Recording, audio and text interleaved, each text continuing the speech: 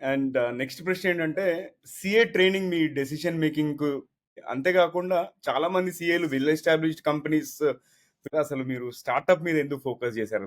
మీద ఎందుకు టర్న్ అయ్యారు? అది నాకు ఆర్టికల్‌షిప్‌లోనే క్లారిటీ. అప్పుడు ఆర్టికల్‌షిప్‌లో ఉన్నప్పుడు సీఏ స్టూడెంట్ తెలుసు కదా! లైఫ్ ఎలా ఉంటదో. పెద్ద పెద్ద కంపెనీస్‌కెళ్తాం ఆడిట్స్‌కి. మనం ఎంత అప్పుడు ఏజ్ 17, 18 ఇయర్స్. కంపెనీస్‌లో ఏమో అందరూ 40, 45, 50 లెజెండ్స్ అందరూ కూర్చొని కొంతమందికి రెస్పెక్ట్ ఇవ్వడం తెలుస్తుంది. కొంతమంది అసలు రెస్పెక్ట్ చేయరన్నమాట. ఏంది చిన్న పిల్లోడు వచ్చాడు ఇక్కడ. But we'll have to stand strong, ఆబ్జెక్టివ్‌గా నిలబడాలి. వచ్చిన పని ఇది ఆడిట్ చేయడానికి, షేర్ హోల్డర్స్‌కి మంచి రిపోర్ట్ ఇవ్వాలి కరెక్ట్‌గా. ఆ ప్రిన్సిపల్స్ ఏదైతే ఉన్నాయో, ఆ థాట్ ప్రాసెస్ ఏదైతే ఉందో అది అలైన్స్ మోర్ విత్ స్టార్టప్.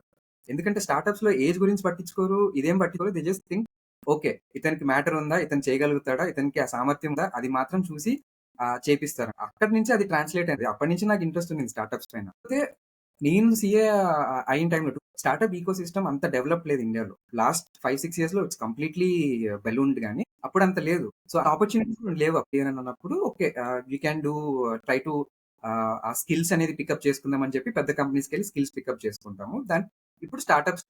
చాలా బాగుందండి. కానీ ఒక స్పెసిఫిక్ క్వశ్చన్ మీకు, ఎక్సెల్, అకౌంటింగ్ టూల్స్ ఇలాంటివన్నీ నేర్చుకుంటే సరిపోతుందా? అంటే అంటే ఇవి నేర్చుకుంటే ఇవి ఇప్పటికీ రెలవెంటా కాదా, లేదా ఇంకా కొత్త స్కిల్స్?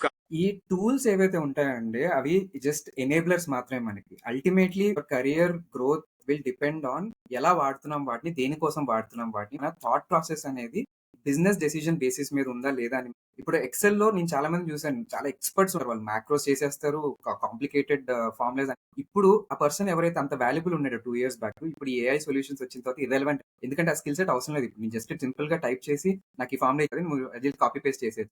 సో ఎవరికి ఉంటది అంటే నాకు ఇంత ఫార్ములాస్, కానీ ఈ కాన్సెప్ట్ ఎక్కడ వాడాలో ఆ క్లారిటీ, ఆ బిజినెస్ డెసిషన్ మేకింగ్, ఆ థాట్ ప్రాసెస్, అలాంటి వాళ్ళకి ఈ టూల్స్ అనేవి ఎలాగైనా నేర్చుకుంటారు. బేసిక్స్ నేర్చుకుంటే చాలు. అంత డెప్త్ లోకి వెళ్ళిపోయి ఉంటేనే నా కెరియర్ వాడటం నేర్చుకుంటే చాలు. బేసిక్స్ ఉన్నా చాలు. బట్ లార్జర్ గోల్ అనేది ఉండాలి. అవుట్‌కమ్ ఫోకస్డ్ ఉండాలి. ఇది చేస్తే దానివల్ల బిజినెస్ కి ఎలా ఇంపాక్ట్ అవుతుంది, ఇది ఇలా వాడితే దానివల్ల ఇది ఎలా ఇంపాక్ట్ అవుతుంది, వేరే అని ఎలా ఇంపాక్ట్ అవుతుంది, అలా ఒక 360 డిగ్రీ వ్యూ తీసుకురాగలిగితే ఈ టూల్స్ అప్పుడు మీకు రియల్ డిస్టింక్షన్ ఉంటుంది, రికగ్నిషన్.